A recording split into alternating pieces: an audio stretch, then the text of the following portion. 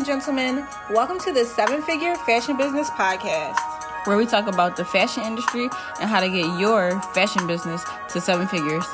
From manufacturing strategies, cut and sew designers, to fashion hot topics and the latest fashion trends, I'm your host, Monica Monique. And I'm your host, XYZeee. And let's jump into today's episode.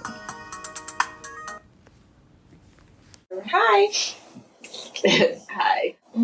What? Tired, child. Tired. I've been working out hard these past 2 weeks. That's good. You would have thought I joined the army. That's good. The way these trainers are. That's good. Is it good? I mean, it is good. It's good. Imagine if you really put that in your lifestyle and then become who you are. That's true. If I was able to keep, I canceled my 2-week trial. I was like, thank you for your service. But so now what? So now I got to do it on my own. $175 a month. That's expensive. That's ridiculous. Planet Fitness is $10. Not that I'm gonna keep Planet Fitness either, but I definitely want to do something that's like $40 to $50 a month, or I want to try Class Pass as well. Mm-hmm. But yeah, trying out different workout systems, see which one I like best. I did like the workout classes, even though they were intense. Mm-hmm. I wonder if they're really intense after that, or if they just showing off for the free trial. I don't know, because the other people wasn't in the free trial and they was getting the same experience as me. Oh. I don't know, but they were struggling too. But you know what I noticed about the other people in the class? Like, people would really be taking that class to lose weight. Like, it was people that was like really overweight taking that class. Mm-hmm. So I think in his advertising something, like the one guy said he lost 50 pounds taking that class 3 times a week. I'm not trying to do all that. Mm-hmm. We don't need to work this hard. Mm-hmm. I'm trying to lose 5 to 7 pounds.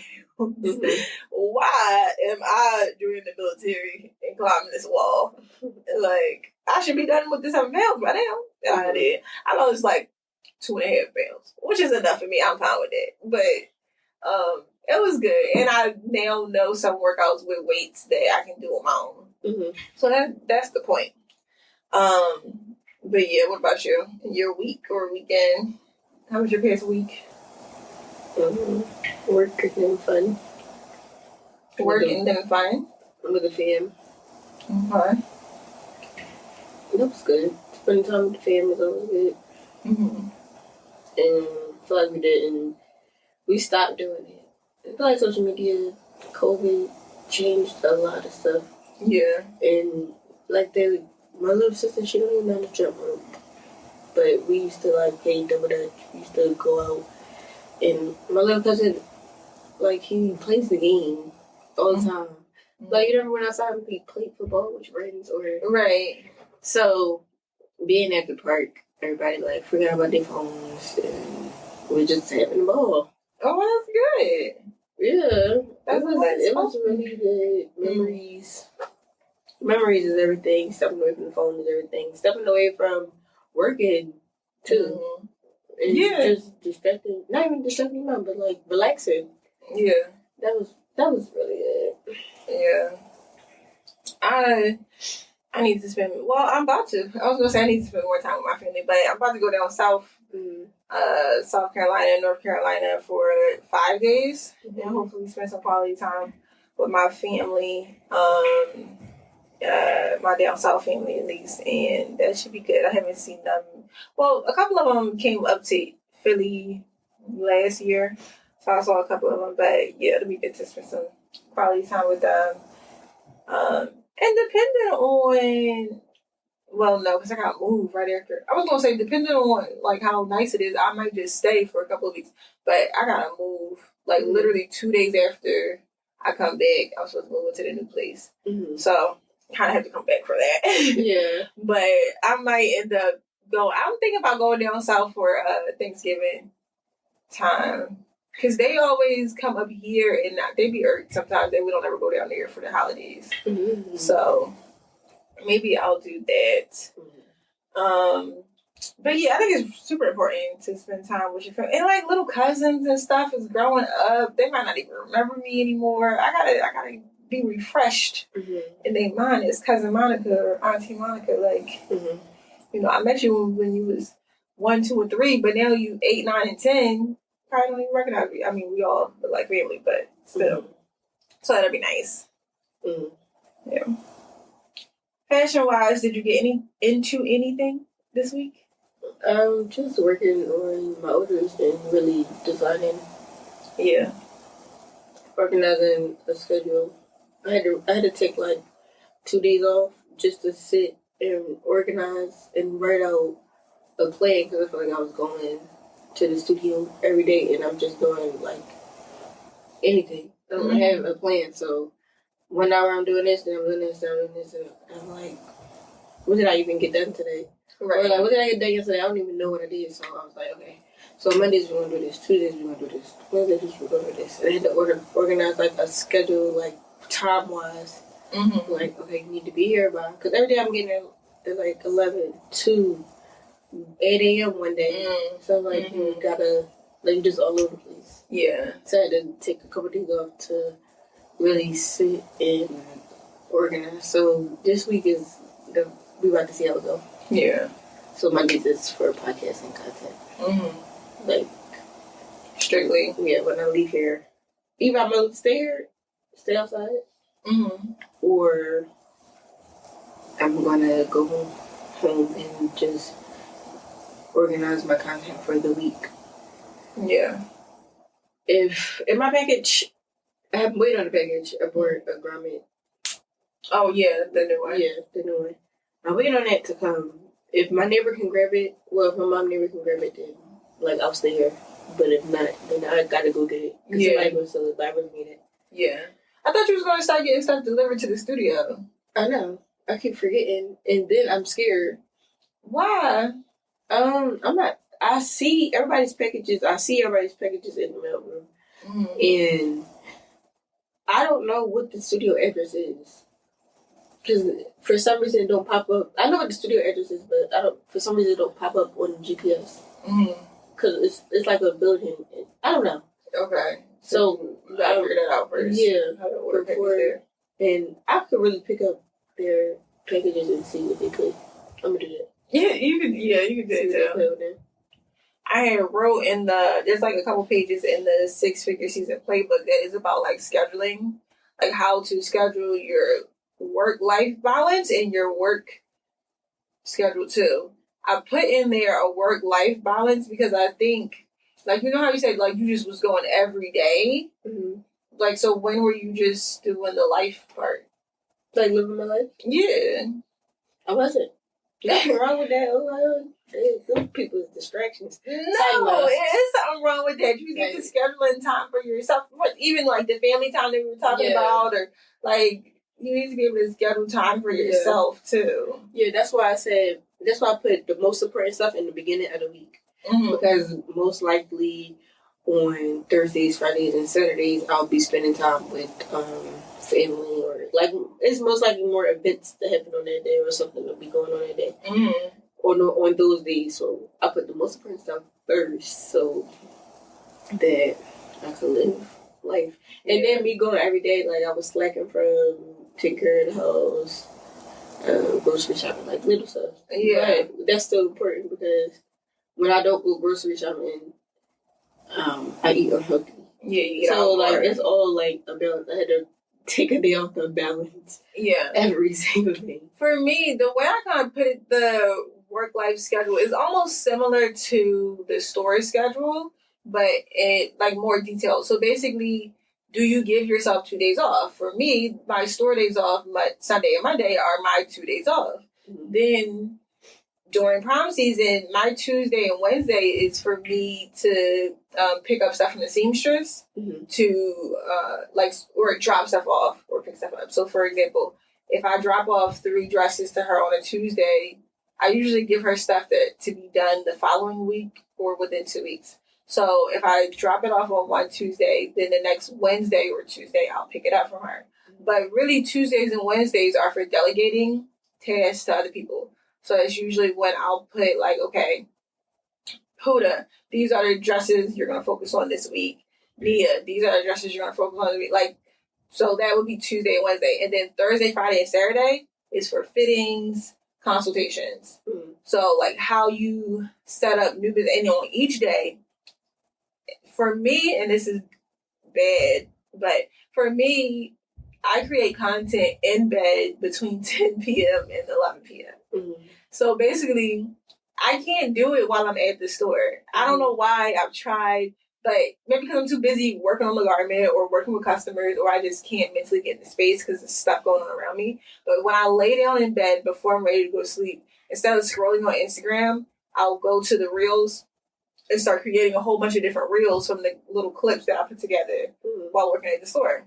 And then I'll find like 3 trending sounds, put together 3 different videos, and then every morning I'll post a new video during prom season. So the schedule is kind of broken up in between what you need to have 2 days off. For me, I love Sunday and Monday off because my Mondays feel good. I love, like, Mondays I do what I want, like the podcast or just free time, family time, whatever. And then I also put in there, I don't work from home. I don't have no sewing stuff at home. It's too distracting to have my TV in my bed there. And I think there's a clear difference when you have somewhere else to go to work than to when you work at home. Like, I think that contributes to your work-life balance. Because if your work is at home, then you don't have kind of work-life balance because when you have your free time or your home time or relaxing time, you're looking over at the sewing machine kind of thinking like, dang, I should be working on something. And I feel like a lot of people have expressed that they have those feelings. So trying to show people different ways to schedule it in a way where you don't have those feelings is good too. Do you feel a difference since you have the studio compared to working at your apartment? Yeah, I would never be even working right now if I was working from home. Really? I wouldn't even touch nothing at home. You said you wouldn't touch anything when you were home? No, it was too much stuff. It was the cat. I don't want the cat to ruin anything. The TV on. It was the bed is right there. I'm hungry. I need to make dinner. I need to.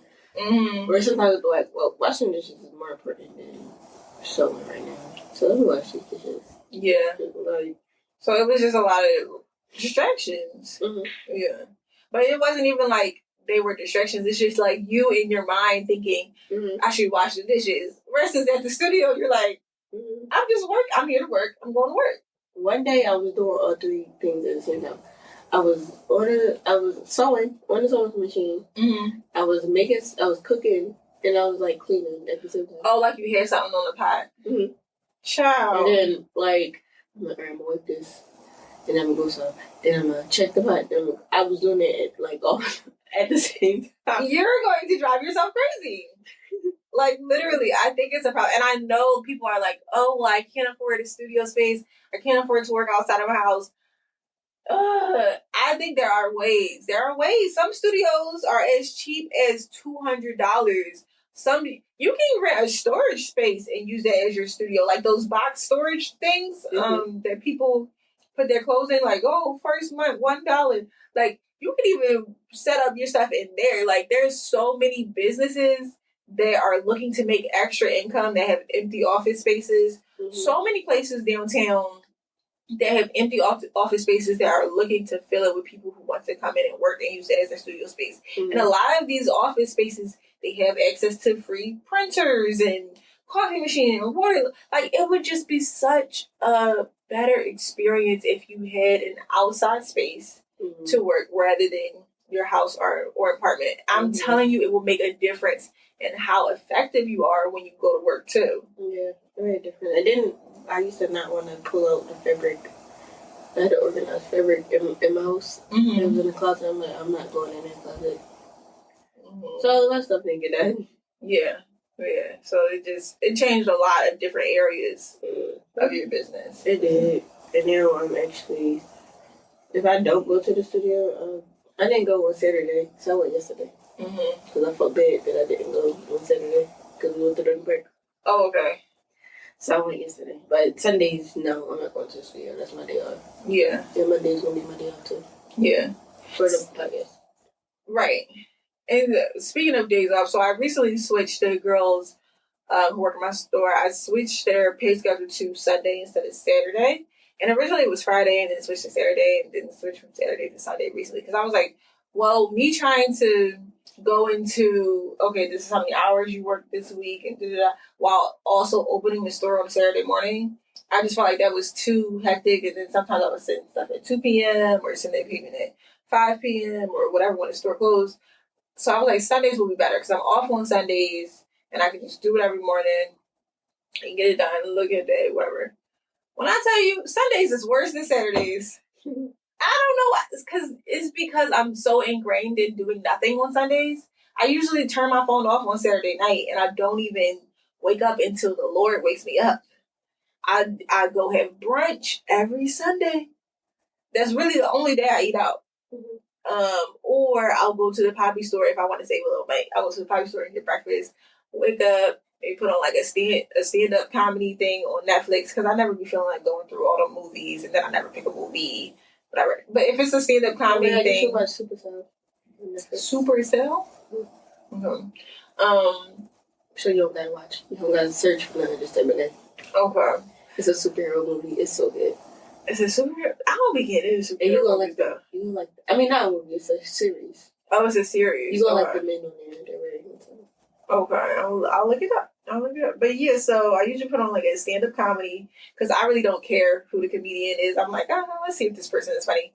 But I do that on Sundays and I just relax. And when I tell you, ever since I have switched their payment schedule to Sunday, I never send them money on Sunday. Never. And then when they remind me at 8 p.m. or the next day, like, hey, you never sent me money yesterday, I'm like, oh my God, I'm so sorry. But Sundays, I am so used to being off and not doing anything or talking to anyone that I cannot get to. No, because I don't want to do it. That's pushing it back even further. I'd rather just either set it back to Saturday. What about Thursday? I don't know about Thursdays. I mean, I could try, but I feel like it has to be a day where I go into the store because and I like Saturdays. Saturdays was working before because usually most people work on Saturdays. Like I'll have them both working on Saturdays. So they'll both remind me when they get into the store. And then before the store opens, I can pop it up on the computer, see how much their payment is, and then send it. But I also set up the system for Square to start sending it automatically because I don't want to have to do it. That's it. Yeah. But then they have to, some of these kids don't have bank accounts. Mm-hmm. So now they have to actually go to the bank, create a bank account, routing number, all these other things. So, which I'm probably just going to go with them so that they can set it up or whatever they need. Mm-hmm. But that way, it could just be automatic from now on. Yeah, that's good. Yeah. So, but Square does tell me, for you guys listening, forget we have an audience. So for you guys listening, Square POS system has a shifts/team thing where you can put in your employees, you can put in how much their hourly wage is, and you put in their shift, and then it'll tell you, okay, this person working these hours made $73. This person worked these hours, they made $123.53 this week. This person made $356 this week. So you don't have to do the calculations or the math. It'll do it for you when they clock in and clock out, etc. So do that. It's free. That's good. Getting into entrepreneurship. It is a thing. Yeah. Wait, speaking of entrepreneurship, let's talk about Dior because I really feel like, did people not know this? So apparently Italians, let me see, they are suing. Let me read this actually. So it says Italian prosecutors found Dior paid $57 to produce bags retailing for $2,780. Italian prosecutors recently conducted an investigation into LVMH's Dior suppliers, revealing that the company paid only $57 to produce luxury handbags, retailing for up to $2,700. The investigation exposed the subcontractors were exploiting workers by bypassing safety measures and cutting costs. To speed up production process, safety devices on gluing and brushing machines were eliminated. This severe cost-cutting in production allowed Dior to sell the bags with gilded price tags over $1,000 and maintain high profit margin. As a result, the Milan the law placed Dior and Armani production units under judicial administration for 1 year due to these label violations. Did y'all not know that those bags did not cost over $2,000 to make? It's called profit margin. It's literally called profit margin. Like, why are they surprised? Why did they need an investigation? I could have told them that. $57 is cheap, though. You would think $200. I think that's expensive. You would think $200. Child. For some leather squares? I think it's a bag. Well, but it's a bag that's not actually leather and it's really expensive. And I seen a video and he was talking about it like this bag is $3,000, but it's not even real leather. So don't get it or something. Yeah, from one of these big brands. Mm-hmm. Yeah. I mean, y'all don't know? Y'all don't know that when you buy a t-shirt that says Hermes, that t-shirt is the same as a t-shirt that says Hanes? The only difference is it says Hermes on it. Like, or a t-shirt that says Versace or a t-shirt that says Louis. It's still the same t-shirt you can get from H&M or the corner store. It's the same. You're paying for the brand. You're paying for the label. You're paying for the prestige appearance that comes along with that brand. It's more than just a t-shirt. It says something about who you are and who you associate yourself with, the type of brand that you buy. That's what they're buying. So the fact that they put them on like 1 year probation for these violations. I mean, okay, the violation of cutting cost and time by eliminating safety measures from gluing is problematic because, hello, you're workers. Mm-hmm. But I think they should have talked more about that than the price. Yeah. Because that's the more important part. Mm-hmm. Like, cutting safety measures to save your team time, but risking their health. Wait, risking their health? Like the glue? Yeah, the machines. Like, so they took off the safety barriers on the machines so that it could get made faster. But let's say if their hands get stuck on there or get stuck on the glue or whatever when they're doing different processes, when there was no safety. Oh, yeah, that's insane. Yeah.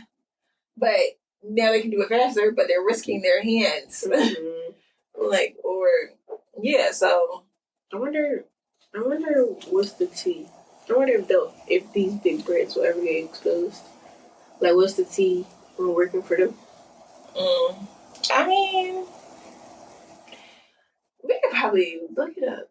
It probably is tea on YouTube or somewhere or Reddit. Like, I used to work for company. Weird that we never see it? I'll see it on YouTube. Like, I used to work as a CEO, and this is what happened at my CEO job. But I don't see. I don't see. You don't see it. You know why? Because of this thing I just implemented in my business. This is also part of. So I have 2 different things that I'm selling. One is the 6-figure season playbook, and the other is like the 6-figure season like designer's package. And one of the things in the package, you know, outside of the book, the contracts, the sketching models, is the NDA. Mm-hmm. When you work at a fashion company, any big company, Pepsi Cola, you need to sign an NDA so you don't give away what happens behind the scenes of this brand. Nobody came out and said nothing still? It says if you do anything that will hurt our reputation, costing us monetary damage, you have to pay that monetary damage. So you come out with a YouTube video that gets millions of views that's talking about how we abuse children.